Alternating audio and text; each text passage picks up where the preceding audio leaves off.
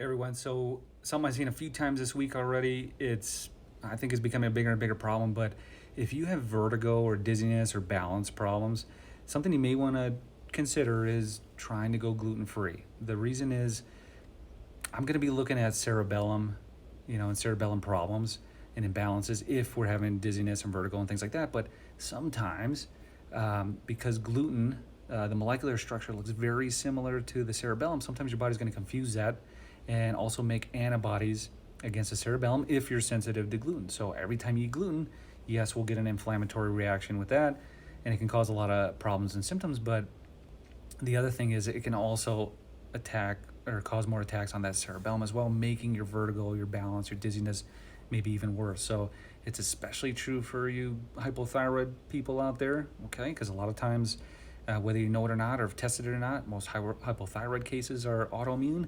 And again, one of those tissues, the thyroid, looks kind of like gluten, and they call it molecular mimicry, where again, if we're attacking one tissue, your body's going to mistakenly attack those other things like the thyroid or the cerebellum just because it kind of looks like gluten. So it's one of those things.